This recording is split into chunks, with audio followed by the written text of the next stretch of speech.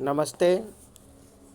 आज हम लोग कक्षा 8 गणित चैप्टर 5 आंकड़ों का प्रबंधन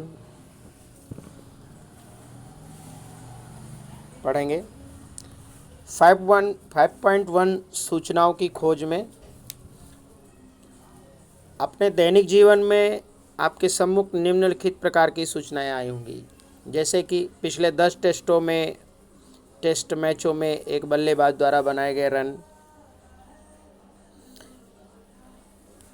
बी पिछले 10 एकदिवसीय अंतर्राष्ट्रीय मैचों में एक गेंदबाज द्वारा लिए गए कुल विकेट, सी आपकी कक्षा के विद्यार्थियों द्वारा गणित के यूनिट टेस्ट में प्राप्त किए गए अंक, डी आपके मित्रों में प्रत्येक द्वारा पढ़ाई गई कहानियों की पुस्तकों की संख्या इत्यादि। इन सभी स्थितियों में एकत्रित की गई सूचनाएं आंकड़े कहलाते हैं। यानी जो आपने भी पढ़ा कि पिछले 10 टेस्टों में एक बल्लेबाज बनाए गए रन,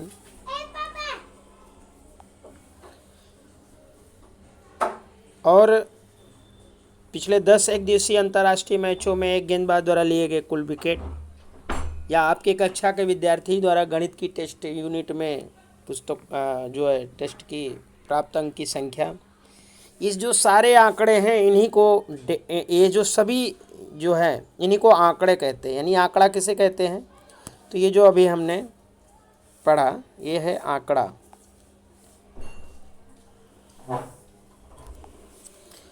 अब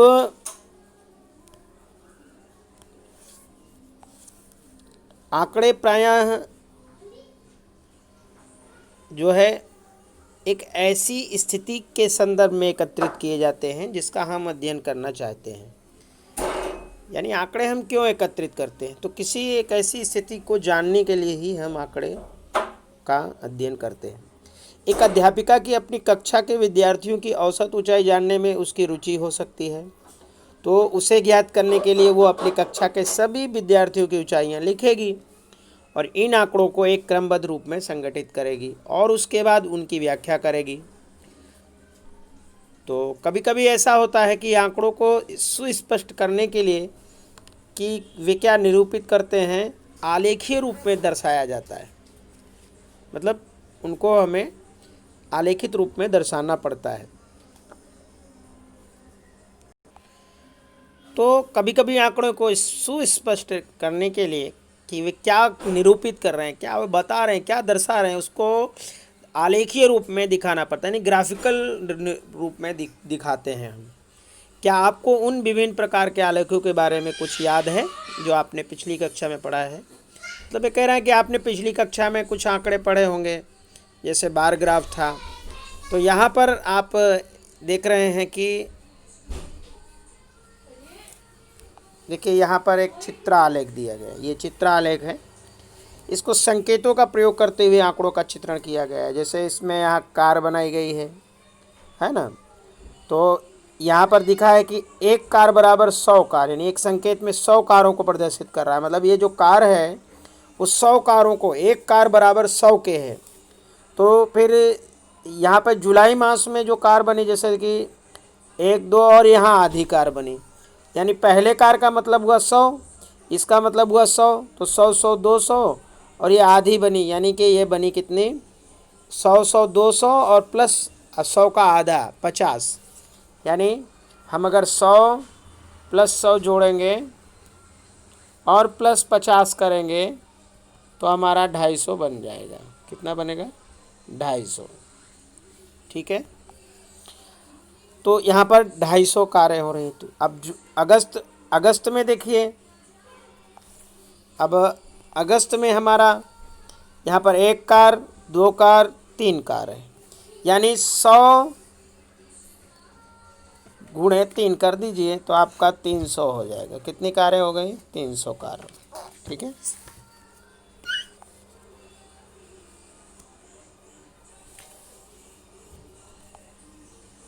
अब यहाँ देखिए दिसंबर में 1, 2, 3, 4 कारें बनी, तो कितने हुए?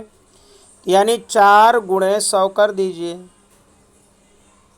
तो आपके कितने कारें हो जाएंगी? 400 कार। कितनी कार? 400 कार हो जाएगी। ठीक है। तो यहाँ पे क्वेश्चन है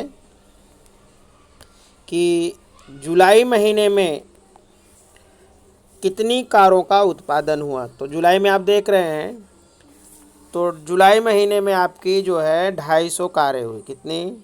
250 कारें, 250 कार। ठीक है। फिर उसके बाद आपका जो है किस महीने में कारों का अधिकतम उत्पादन हुआ। तो आपका अधिकतम उत्पादन किस महीने में हुआ? तो आपका सितंबर महीने में। किसमें?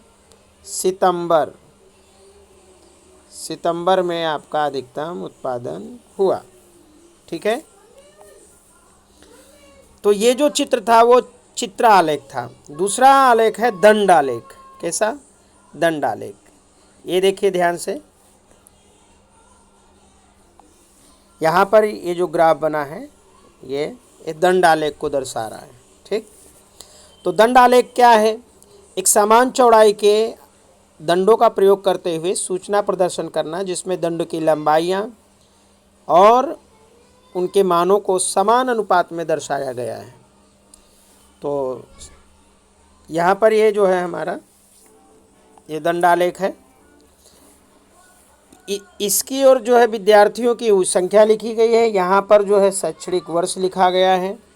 फिर इस दंड आलेख में द्वारा क्या सूचना दी गई है। ठीक है।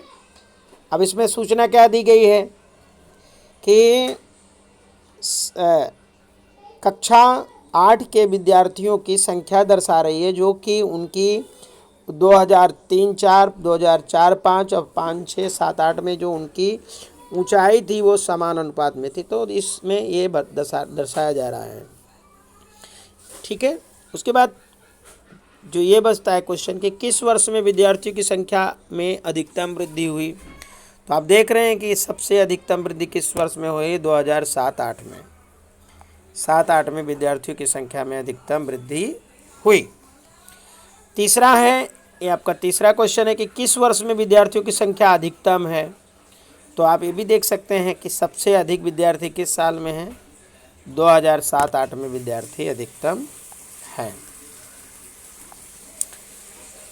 चौथा है कि अब यहाँ पे चौथा देखेंगे कि बताइए कि ये सत्य है या असत्य। 2005-6 में विद्यार्थियों की संख्या 2005 और 6, ये देखिए 2005 और 2005-6, ये देखिए 2005-6 ये जो है आपका